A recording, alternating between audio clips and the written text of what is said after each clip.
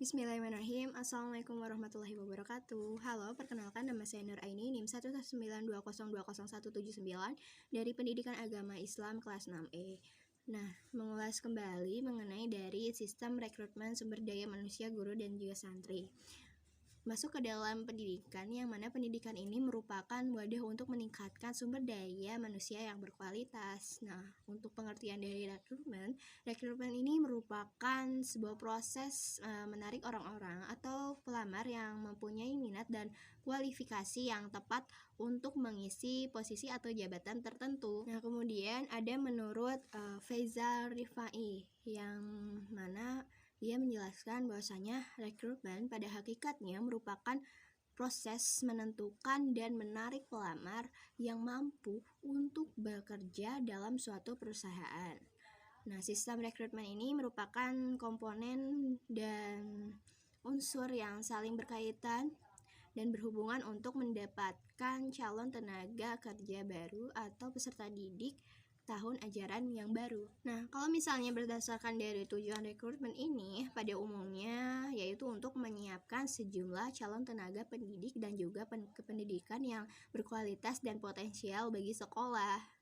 Terutama peserta didik pun tentunya ada proses rekrutmennya. Nah, kemudian kenapa harus ada rekrutmen? Karena misalnya ada mutasi atau pemindahan guru ke sekolah atau jabatan lain. Kemudian setiap tahunnya adanya angkatan baru bagi peserta didik atau santri di setiap instansi pendidikan. Nah, untuk dari sumber rekrutmennya ini terbagi menjadi dua, yaitu ada sumber internal dan juga eksternal. Nah, untuk sumber internal ini ada istilah the promotion from within, yang mana dalam sumber internal ini kesempatan untuk meningkatkan kemampuan dan juga prestasi. Jadi, sekolah, lembaga pendidikan ini meningkatkan prestasi, kemudian akreditasinya juga.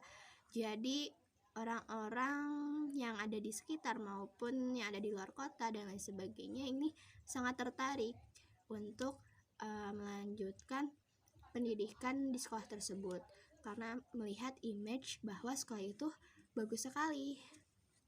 Nah, kemudian kalau misalnya dari segi sumber eksternalnya ini bisa dari rekan-rekan kerja yang mana memiliki teman atau anggota keluarganya. Jadi bisa berdasarkan dari informasi para pegawai juga.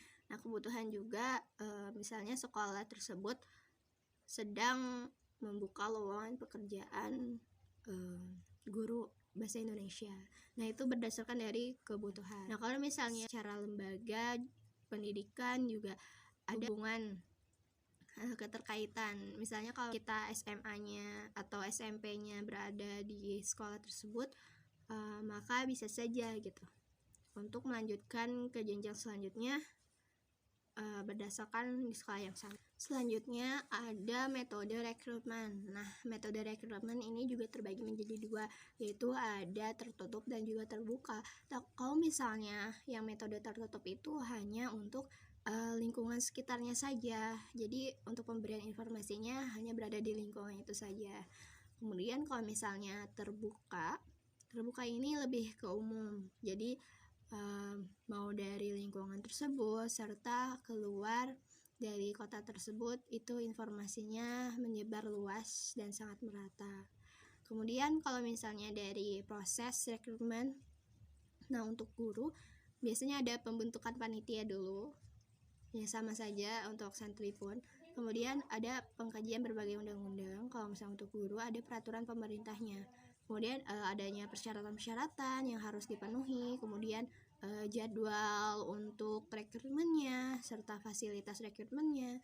Kemudian ada ruangan screening atau wawancara, kemudian ada bahan uji seleksinya.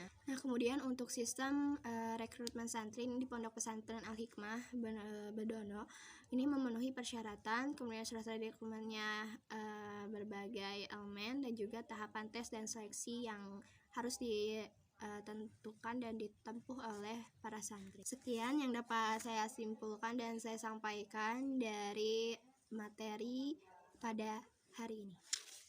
Wassalamualaikum warahmatullahi wabarakatuh.